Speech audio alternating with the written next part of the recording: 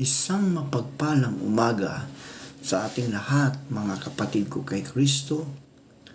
Mula sa The Solid Rock Morning Devotion, isang kagalakan na muli tayo ay makapagbulay-bulay sa salita ng Panginoon sa umagang ito.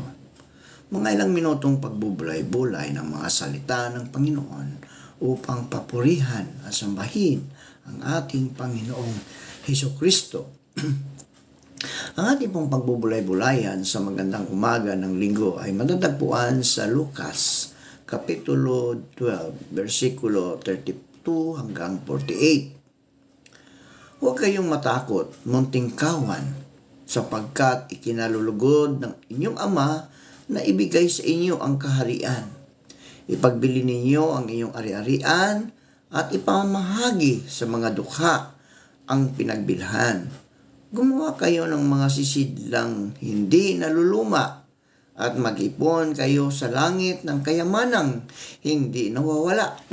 Dooy walang magnanakaw na pumapasok at insektong sumisira, sapagkat kung nasaan ang inyong kayamanan ay naroon din ang inyong puso. Maghihanda kayong lagi at panatilihing maliwanag ang inyong mga ilawan. Tumulad kayo sa mga aliping naghihintay sa pag-uwi ng kanilang Panginoon buhat sa kasalan, upang kung ito'y dumating at kumatok ay mabuksan nila agad ang pinto. Mapalad ang mga aliping na aabutang nagbabantay pagdating ng kanilang Panginoon. Tandaan ninyo, magbibihis siya at pauupuin sila, ipaghahanda sila ng pagkain at pagsisilbihan. Mapalad sila kung maratnan silang handa pagdating ng Panginoon, maging sa hating gabi o sa madaling araw. Sinasabi ko sa inyo, kung alam lamang ng may-ari ng bahay kung anong oras darating ang magnanakaw, hindi niya pabayaang makapasok ito. Kayo man ay dapat na humanda, sapagkat darating ang anak ng tao sa oras na hindi niyo nalalaman. Nagtanong si Pedro, darating ang kanyang Panginoon sa araw na hindi niya inaasahan at sa oras na hindi niya alam. Buong lapit siyang paparusahan ng kanyang Panginoon at isasama sa mga sukail. Ang aliping nakakaalam ng kalooban ng kanyang Panginoon, ngunit nagpapabaya o ayaw tumutupad sa ipinapagawa nito, ay parurusahan ng mabigat. Ngunit ang aliping hindi nakakaalam ng kalooban ng kanyang Panginoon, magkulang naman siya ukad sa kanyang tungkulin, ay paparusahan lamang ng magaan. At binigyan ng maraming bagay, ay hahanapan ng maraming bagay. At ang pinagkatiwalaan ng lalong maraming bagay ay pananagutin ng lalong maraming bagay. Tayo po ay manalangin. Ama naming Diyos na mapagmahal, Ikaw ay napako sa krus dahil sa aming mga kasalanan. Salamat, Panginoon, sa walang katapusang pag-ibig na inialay ninyo sa amin. Aming itataas sa iyo ang aming mga kapatid sa pananampalataya na nangangailangan ng kagalingan dahil sa mga karamdaman. Naway abutin mo sila, O Diyos, upang ibalik ang kanilang mga lakas na nawala dahil sa karamdaman, at ito'y pagalingin mo. Amin ding inilalapis sa inyo ang aming mga kapatid na mga driver na naghahanap buhay sa lansangan. Sila ingatan mo at proteksyonan mo sa mga masasama. Amin ding itinataas sa inyo ang aming mga kapatid na mangingisda, na sila ay ingatan mo sa laot ng karagatan, tulad ng pag-iingat mo sa iyong mga apostol na naroon sa laot nang ang malakas na hangin ay kanilang nararanasan at ito'y iyong pinahinto. Amin ding itinataas ang aming mga kapatid na mga magsasaka, na sila'y ingatan mo sa kanilang pagsaka upang ang bawat tao ay magkaroon ng pagkain sa bawat hapag. Aming hindi nilalapit sa iyo, Panginoon, ang aming mga kapatid na naghahanap ng trabaho, lokal man o abroad, naway makasumpong sila ng magandang trabaho sa tulong ng iyong banal na Espiritu upang sila, O Diyos, ay magkaroon ng hanap buhay. Salamat, Panginoon, sa mga kasagutan sa aming mga panalangin. Sa pangalan ni Jesucristo na aming Diyos at tagapagligtas. Amen. Magtiwala ka sa Diyos, kaibigan. Ito po ang pamagat ng ating pagbubulay-bulayan sa magandang umagang ito. Magtiwala ka sa Diyos. Madalas natin naririnig ang mga salitang ito sa ating mga magulang o sa mga matatanda kapag alam nila na tayo ay may mabigat na dinaraanan. Magtiwala ka lang sa Diyos. Tayo, anak, sabi ng ating mga magulang. Bakit nga ba hindi kung ang kagustuhan ng Diyos ay mapabuti ang ating kalagayan? Ang magtiwala ay hindi madali sa ating mundong ginagalawan. Bakit? Dahil sa dami ng tao na sumisira ng ating tiwala. May kasabihan tayo, huwag kang magtitiwala sa taong nagsasabi na magtiwala ka sa akin. Kung susumain natin ang mga kataga na gumigising sa ating mga isipan tungkol sa pagtitiwala, ay kulang ang ating listahan. Ngunit, sa pagkakataong ito, sa ating Ebanghelyo, hindi sinasabi ng Diyos na hindi siya, na siya ay ating pagkatiwalaan. No? Sinasabi ng Diyos na siya ay ating pagkatiwalaan. Bagkus tayo ay sinasamo ng Diyos na may kalakip ang pagtitiwala natin sa Kanya.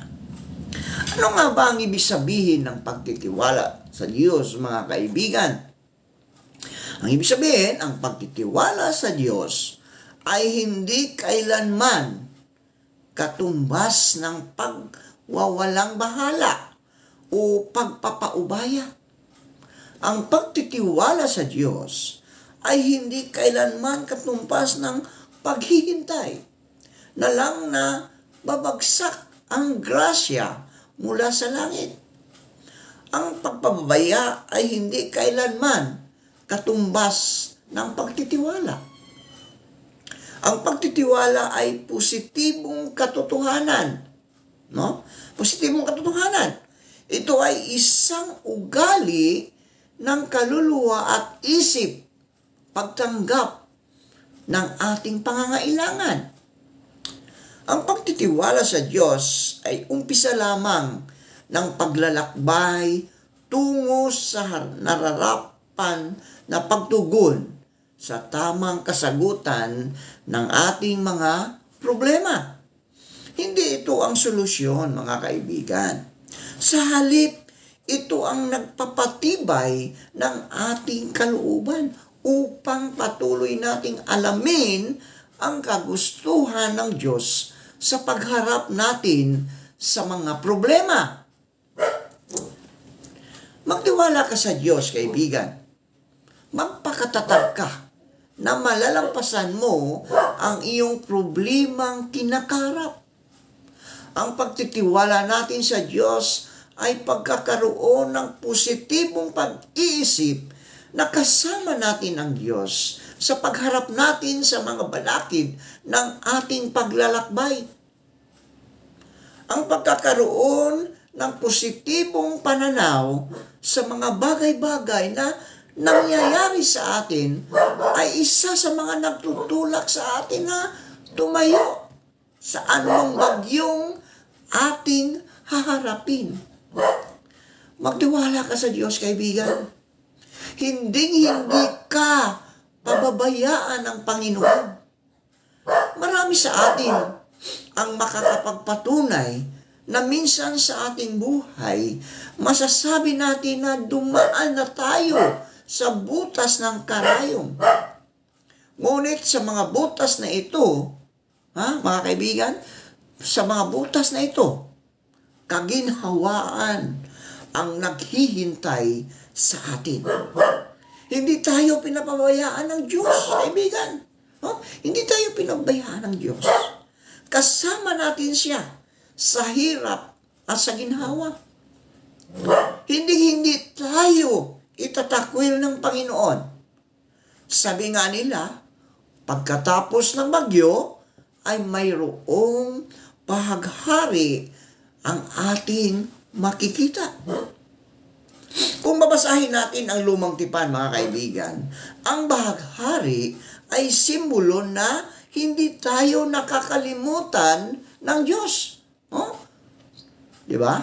Kapag nakakita ka ng rainbow o bahaghari, ibig sabihin hindi tayo nakakalimutan ng Diyos. Magtiwala ka lang, kaibigan, sa Diyos. Ang pagtitiwala sa Diyos ay may kalakip na responsibilidad na dapat nating gawin, at ito ay paghahanda ng ating mga sarili. Maghanda ka rin, kaibigan, sa iyong paglalakbay. Totoo na kasama natin ang Diyos at hindi niya tayo pababayaan. Ngunit, kaibigan, tayo rin ay dapat maghanda upang makayanan natin ang lahat ng unos na dumating sa ating buhay.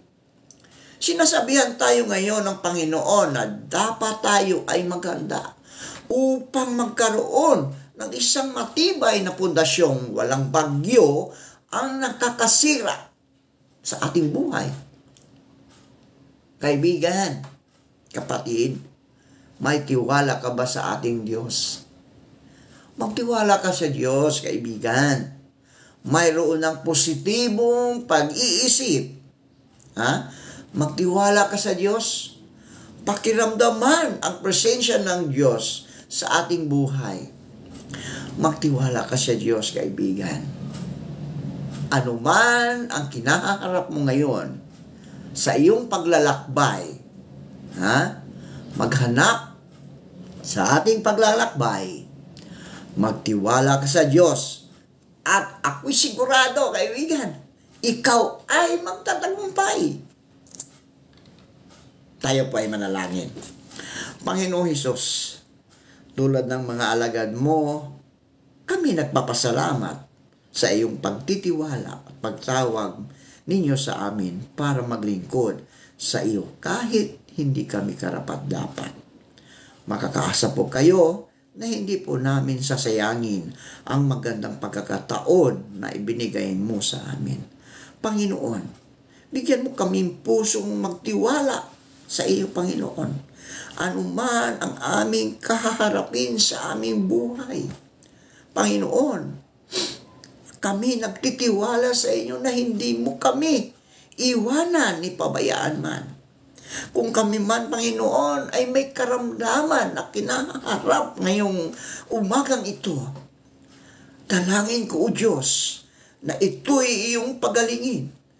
Abutin mo ang kanilang mga kalakas, katawan, upang sila, O Diyos, ay magkaroon ng kagalingan at maibalik ang lakas na nawala. Panginoon, kami nagtitiwala na sa aming mga kinaharap ngayon, na mga problema, mga problema sa financial, Panginoon. Alam namin, O Diyos, ipagkakaloob mo sa amin ito sa tamang oras at sa tamang panahon. Panginoon, kami nagtitiwala sa inyo sa mga bagay na aming kinaharap. Ang aming mga mahal sa buhay na lumisan na. Bigyan mo sila ng mga kaaliwan, Panginoon, upang mapagtagumpayan nila ang lahat ng mga pagsubok sa kanilang buhay. Dahil kami, O Diyos, sa aming mga buhay pananampalataya, kami, Panginoon, ay patuloy na nagtitiwala sa iyo dahil ikaw ang Diyos na aming Panginoon at aming tagapagligtas. Panginoong Diyos, sa umagang ito, dalangin kong ang pagpapala sa lahat na nakikinig sa umagang ito. Ingatan mo po ang mga kapatid namin, kaibigan, na nakikinig sa iyong mga salita at isinasabuhay nila, Panginoon. Maraming salamat at sa huli, ingatan mo kami sa pagpunta sa aming mga iglesia upang kami ay manambahan.